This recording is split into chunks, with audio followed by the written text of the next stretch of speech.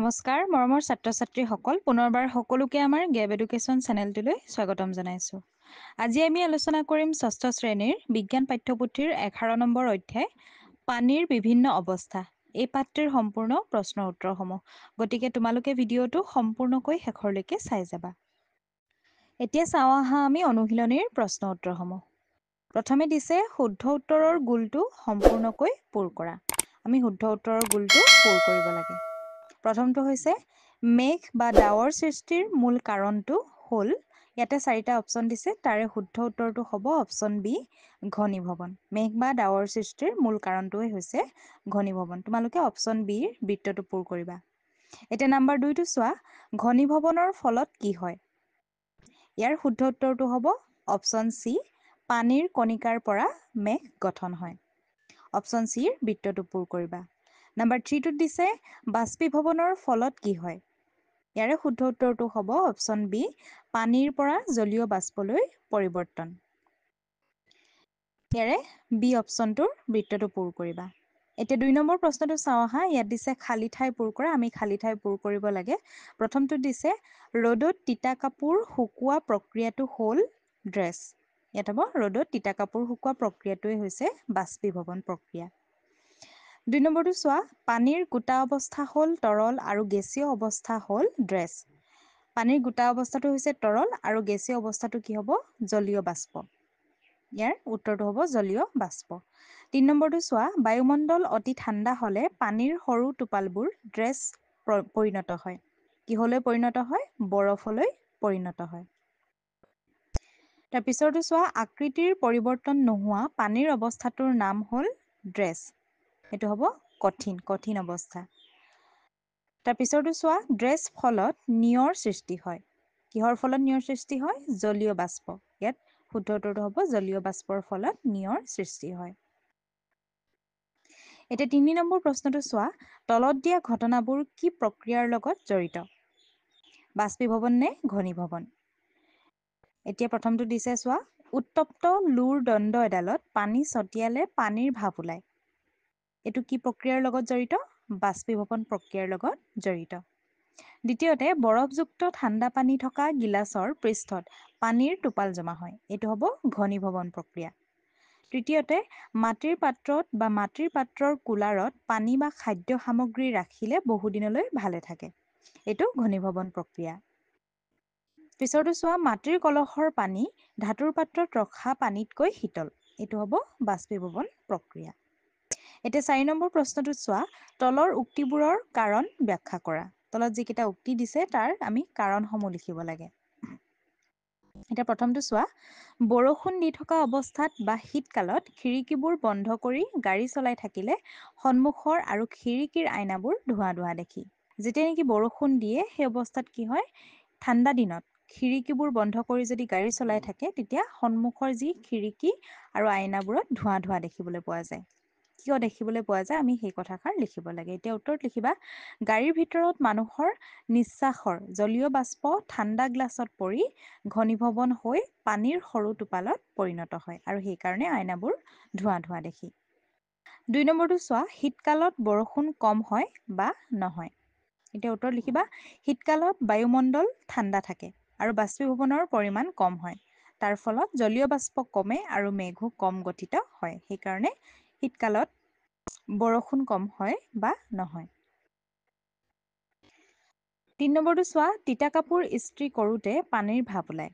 তিতা কাপোৰ যেতিয়া ইস্ত্ৰি কৰা তেতিয়া কি হয় পানীৰ ভাপ ওলায় বুলি কৈছে। কিয় এতিয়া উত্তৰত লিখিবা ইস্ত্ৰিৰ উত্তাপে কাপোৰৰ ভিতৰত থকা পানী উত্তপ্ত হৈ বাষ্পীভৱন হয়। অৰ্থাৎ পানী বাষ্পত পৰিণত হয় আৰু এই পানী বাষ্পই ভাপৰ ৰূপত ওলায়। তাৰ ফলত তিতা কাপোৰ ইস্ত্ৰি কৰোঁতে পানীৰ ভাপ ওলায়।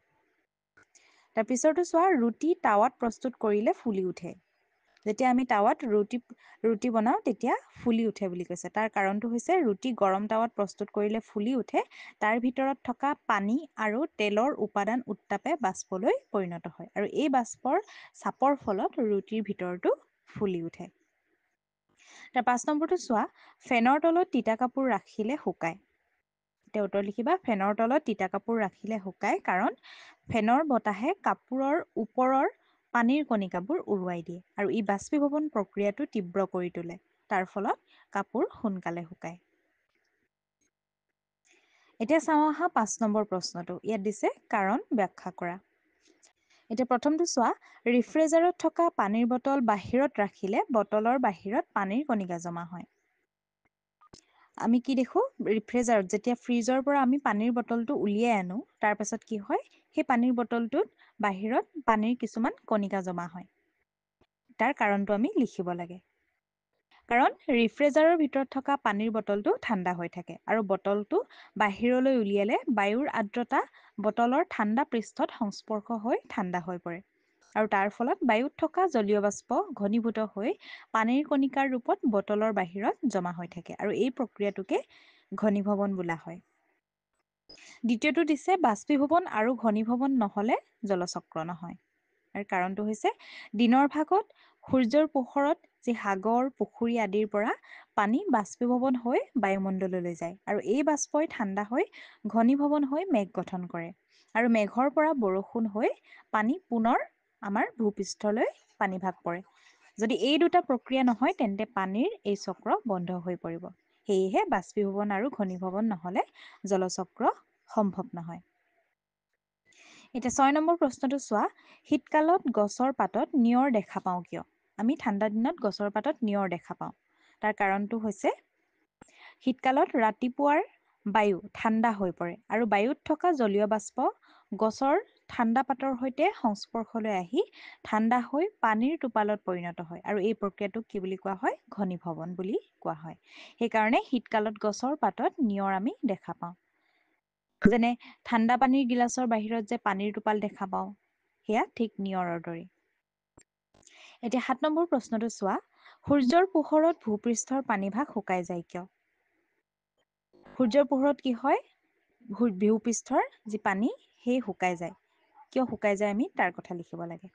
এতিয়া উত্তৰত লিখিবা, সূৰ্যৰ পোহৰত ভূপৃষ্ঠৰ পানী বাষ্পীভৱন হৈ বায়ুত জলীয় বাষ্প ৰূপে মিহলি হয় আৰু ঠাণ্ডা হৈ এই বাষ্প ঘনীভূত হয় আৰু মেঘ গঠন কৰে। আৰু মেঘৰ পানীৰ কণিকা ডাঙৰ হৈ বৰষুণৰ ৰূপত আকৌ ভূপৃষ্ঠলৈ নামি আহে। তাৰ ফলত ভূপৃষ্ঠৰ পানীভাগ শুকাই যায়। এতিয়া 8 নম্বৰ প্ৰশ্নটো চাওঁ আহা। পানীৰ দৰে তিনিটা অৱস্থাত পাব পৰা এবিধ পদাৰ্থৰ নাম লিখা। পানীৰ দৰে, পানী যেনেকৈ আমি গোটা বা কঠিন, তৰল আৰু গেছ অৱস্থাত পাওঁ, ঠিক তেনেধৰণৰ অৱস্থাত পাব পৰা আন এবিধ পদাৰ্থৰ নাম হৈছে কাৰ্বন ডাই অক্সাইড। এতিয়া 9 নম্বৰ প্ৰশ্নটো চোৱা, বাষ্পীভৱনত কি কি কাৰকে প্ৰভাৱিত কৰে?